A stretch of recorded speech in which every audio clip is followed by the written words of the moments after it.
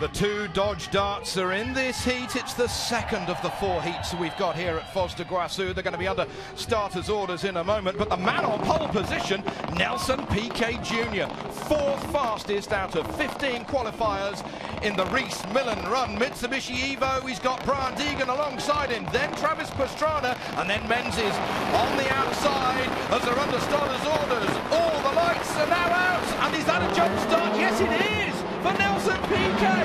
He went on the red just as he used to do in Formula 1. So what's going to happen now, Jen? He's going to have to go into the sin bin. What he's going to see is he's going to see his number on a board that he should be passing now. When he gets around the second hairpin, he's going to go into that penalty box for a stop and go penalty. He's going to watch the whole field pass by.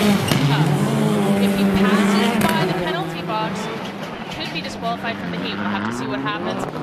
So Brian Deegan, trailing Nelson Piquet Jr. here, is potentially in the lead, and he's going to try and keep it smooth. Nelson Piquet Jr. takes the shortcut, the Joker, first time round, but he jumped the start. There's been some miscommunication in the squad, but it was all a bit of a last-minute deal to set up that drive for Piquet Jr., son of Nelson Piquet, Formula 1 world champion, 81, 83, 87, and no fool himself is Jr. behind the wheel.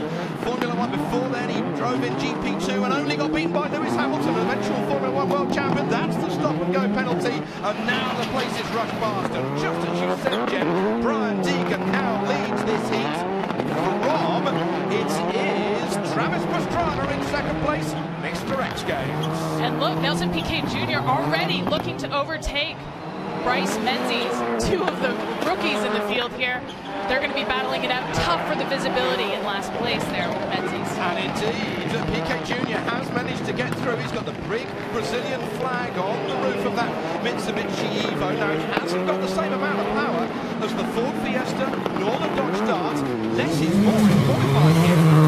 This course is so short that it's a bit of an equalizer. They have dirt, they have trouble getting power to the ground, they just get wheel spin. So the 150 horsepower difference between that Evo and the leading Ford Fiesta ST here of Brian Deegan is really being equalized by Nelson Piquet Jr.'s ability to come around these corners and drive very smoothly. Here we go over the concrete. Now we've got a couple more laps to go. Brian Deegan, though, victor of X Games gold in 2011, and a real upset it was back in LA a couple of years ago. But if anybody's got balance, it's Deegan. He's an incredibly good starter. He came from behind to get a bronze medal last year at X Games. An incredible start, very aggressive driver, and probably one of the best riders when he gets into this situation where he's in a pack race. He just finds holes through traffic that don't seem to exist before he takes them. Travis Pastrana, Nelson Piquet Jr. in the same race on the dirt. Don't forget that they are regularly doing the NASCAR Nationwide Series, and they are 13th and 14th respectively in that championship, split by only 3 points in their Turner Scott Motorsports and Roush Fenway Racing cars respectively. So then, there is the gap of the lead. That is Brian Deegan bringing into the face of Travis Pastrana. Piquet Jr. still trying to hold onto the shirt tails of that Dodge Dart. And those leading 2 going to be going through to the final, the 10-lapper that we will see here live later. Deegan, he's got the best view of all, though. Still be a lot of dust coming into that car, though. A ton of dust. When these guys get out of the cars, they're covered in this red clay that just settles on everything.